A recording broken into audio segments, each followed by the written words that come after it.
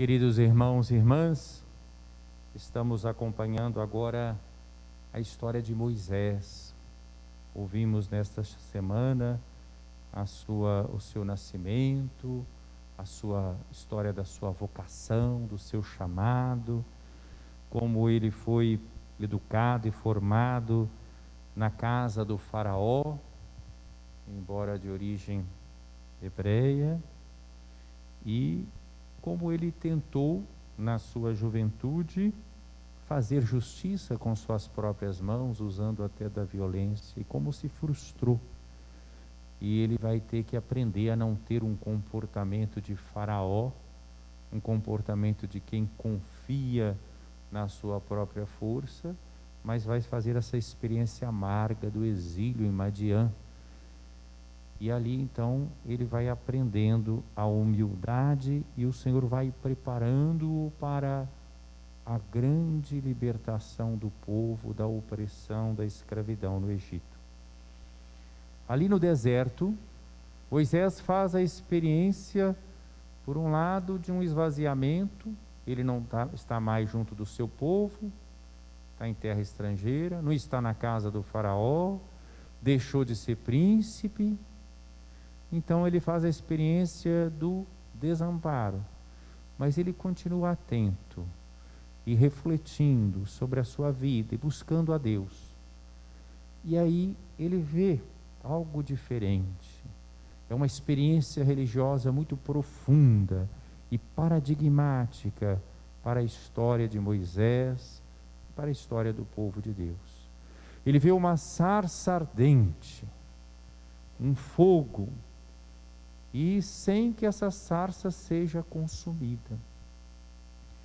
Na procura de Deus, muitas vezes o ser humano criou determinadas imagens. Por exemplo, uma imagem filosófica que diz que Deus é o motor imóvel, aquele que, não movido por ninguém, move a tudo.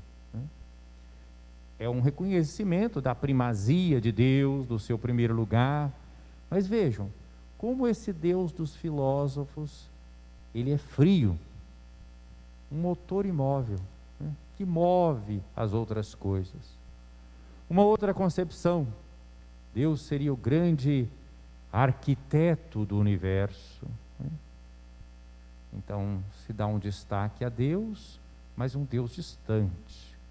Ele é arquiteto do universo, mas parece que depois ele fica ausente, deixa tudo correr. Ou o grande relojoeiro, São várias imagens aí, vocês podem até identificar a que grupo pertence essas imagens. Bem, mas vejam então, nesse texto de hoje, como é a revelação de Deus na Bíblia, completamente diferente dessas concepções filosóficas. O contrário de um Deus frio, a imagem de fogo, a imagem de vida, a imagem de dinamismo, uma sarça que arde em chama sem se consumir. E Moisés se aproxima para ver, ele quer ver, ele busca. Deus se manifesta a quem o busca, a quem o procura. E aí ele ouve então, porque procura, porque quer ver, ele ouve a palavra de Deus. Moisés, Moisés, não te aproximes, tira as sandálias, porque este lugar é santo. A manifestação de Deus é de um Deus que não pode ser manipulado, é transcendente, não é um Deus à nossa disposição, que possa estar a serviço de nossas ideologias, de nossos projetos, de nossas projeções. Não, tira as sandálias, porque esse lugar é santo. E aí Deus se revela a Moisés, não como motor imóvel, não como grande arquiteto do universo, nem como uma experiência também de muitos povos religiosos pagãos. Deus é aquele que, por exemplo, se manifestava nas forças da natureza, no sol, no vento, na tempestade, na lua, na estrela, né?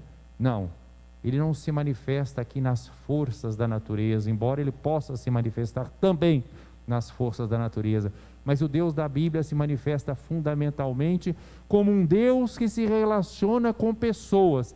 Eu sou o Deus de Abraão, o Deus de Isaque, o Deus de Jacó. Lembro de tudo que nós meditamos na liturgia em dias passados sobre o livro do Gênesis? Fomos acompanhando a constituição do povo de Deus a partir da eleição de Abraão, os episódios da vida de Abraão, de Isaque, de Jacó, de José. Agora chegou a vez de Deus se manifestar a Moisés como o Deus destes que foram eleitos. E aí, não só Deus se revela como Deus de Abraão, de Isaque e de Jacó, personagens concretos, históricos, mas ele ainda é um Deus que tem sensibilidade para com o sofrimento do povo. Eu vi o sofrimento do meu povo, eu ouvi o seu clamor. Vai ao Egito libertar o meu povo. Então é um Deus que se importa com a história, que se importa com os acontecimentos deste mundo.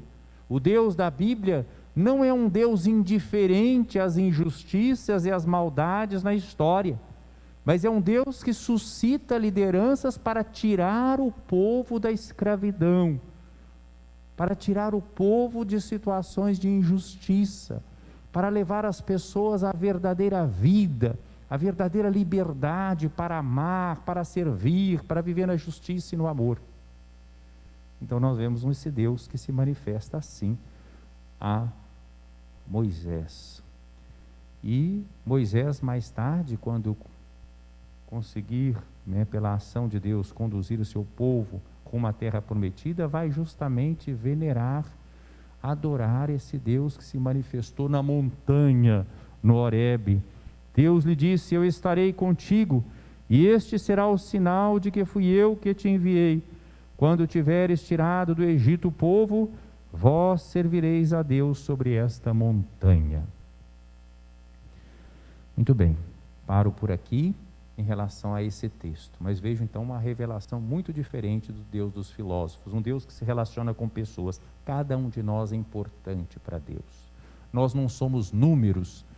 É o Deus de Abraão, de Isaque e de Jacó. É o Deus de cada pessoa, é o Deus dos nossos pais. No Evangelho, Jesus mostra que essa revelação de Deus, ela só se dá àqueles que têm o coração humilde, aos pequenos, aos pobres. Nós podemos nos lembrar das bem-aventuranças. Bem-aventurados os pobres em espírito, não é? Porque deles é o reino dos céus. Aqui Jesus, cheio do Espírito Santo, como vai dizer o texto de Lucas, nós estamos lendo o texto de Mateus, Jesus vai louvar o Pai. Eu te louvo, ó Pai, Senhor do céu e da terra, porque escondeste estas coisas aos sábios e entendidos e as revelastes aos pequeninos. Sim, Pai, porque assim foi do teu agrado. Tudo me foi entregue por meu Pai. Ninguém conhece o Filho senão o Pai, ninguém conhece o Pai senão o Filho e aquele a quem o Filho quiser revelar. Então aqui fala de um conhecimento verdadeiro, profundo, que é o conhecimento que existe entre o Pai e o Filho. Para conhecermos a Deus, é preciso que nós entremos nessa dinâmica do amor que circula entre o Pai e o Filho, ou seja, guiados pelo Espírito Santo, com um coração humilde, Deus se revela aos pequenos. Quem for orgulhoso, quem for autossuficiente, quem tiver espírito de Faraó, não descobre Deus. Mas quem se faz pequeno, pobre, a este Deus se manifesta. Isso viveu o santo que hoje nós estamos celebrando nesta memória facultativa, mas muito a propósito desse tempo que nós vivemos de pandemia. São Camilo de Leles, era uma pessoa que, em princípio, não começou logo num caminho de santidade. O seu pai era um militar e ele, desde o princípio, foi se encantar, justamente antes de aprender a ler, ele aprendeu a manusear armas, com o pai, que era militar, né? É verdade que a mãe teve uma experiência forte. Ela já teve o seu filho, já com mais idade. Ela tinha perdido um primeiro filho, queria muito ter um segundo filho, não conseguia. E quando ela ficou grávida, ela ainda ficou guardando, escondendo um pouco do marido, até ter certeza, e com medo de perder o filho também, pela sua idade. E numa festa de Pentecostes, no domingo de Pentecostes, ela foi então à missa, acordou cedo, era um dia bonito, não quis ir à missa mais cedo por causa do frio, né? E a situação que ela estava, ela não podia adoecer. Foi à missa solene das 10 de Pentecostes, e durante a missa ela precisou sair, porque chegou a hora do parto, né? E saiu com suas companheiras que estavam perto, ia para a casa delas, mas não deu tempo nem de chegar na casa delas, tiveram que ir para um estábulo, né? E Camilo nasceu num estábulo, né? Qualquer semelhança aí vocês podem imaginar. Tinha lá um cavalo, tinha feno, né? E lá nasceu Camilo. Nasceu um menino forte, sadio, né? O pai ficou todo feliz, né? Afinal de contas, ele que era militar, estava sem filho, gostava muito da esposa, que se chamava Camila, então deu o nome de Camilo ao filho, né? E aí, esse menino vai crescendo, a mãe morre cedo, aos 13 anos ele fica com o pai, vai acompanhando o pai, né? E vai convivendo nesse meio militar, onde ele aprende uma porção de vícios, né? No meio militar, né? O pai depois vai se preparando, que já tinha combatido muitas vezes a serviço do rei da Espanha, e se preparavam agora para a batalha de Lepanto, né, para enfrentar os turcos. Vai com o filho para se alistar para essa batalha, mas o pai morre, e o filho volta, vai cuidar então dos bens do pai, e logo se entrega a uma vida dissipada, jogos, perde tudo o que tem, né? Vai na jogatina e tudo mais, perde tudo. Então, se antes ele ia para a carreira militar por gosto, agora ele precisava de ir por necessidade, porque ele não tinha mais nada. Tem um problema de saúde, é ferido, uma ferida na perna, que não se fecha, e ele tem que se tratar. Vai para o hospital em Roma, São Tiago dos Incuráveis, onde diziam que ele poderia ter um tratamento adequado. Fica lá durante um bom tempo, melhora, né? Volta para essa vida, volta a se alistar, vai lutar, a ferida se abre de novo, ele tem que voltar de novo para o hospital, e essa vida de vício, até que um dia ele encontra com um frade capuchinho, que passa um bom sermão nele, né? E como ele não era uma pessoa também ruim, né? Era um homem enorme, uns 2 metros de altura, né?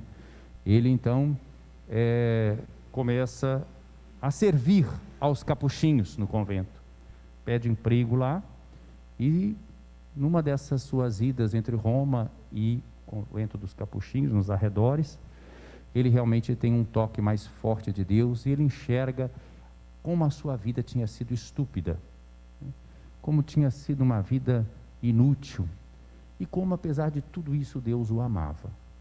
E ele então pede aos capuchinhos para vestir o hábito também franciscano, e ele começa então uma caminhada, mas volta o problema da doença, a ferida se abre, ele tem que ir para o hospital, fica lá de novo no São Tiago dos Inválidos, mas já volta diferente, já vai para o hospital agora não preocupado mais com a sua ferida, mas com a ferida dos outros, né?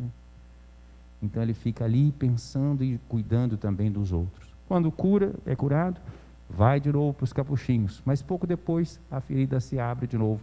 Os capuchinhos então dispensam. Não é possível ficar com eles, que tinham uma vida tão austera, alguém tão doente como Camilo, né? E ele volta de novo para o hospital, né? Mas agora ele volta já com essa preocupação também de percebendo que ali é o seu lugar, né?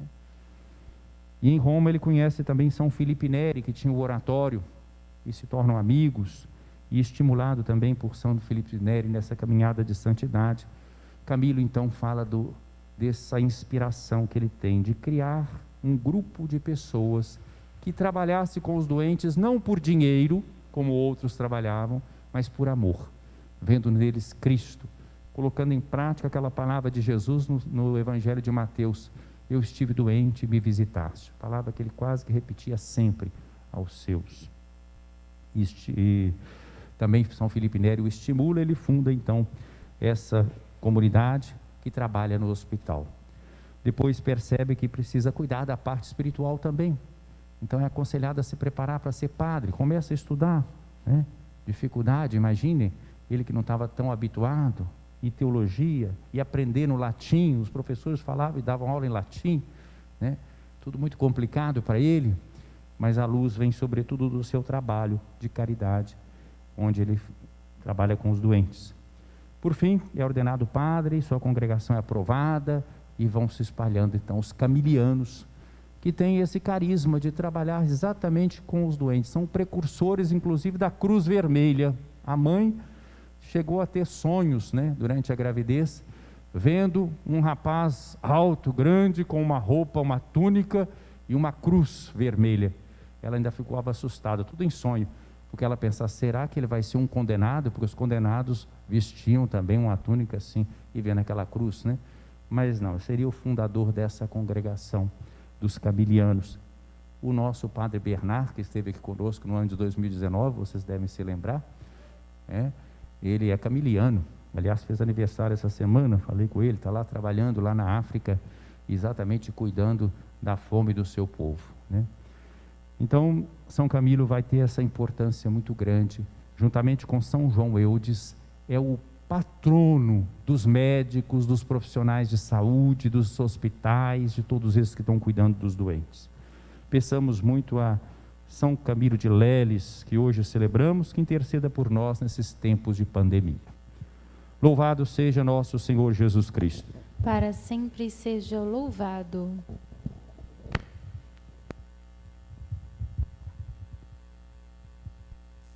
Convido o casal Geralda para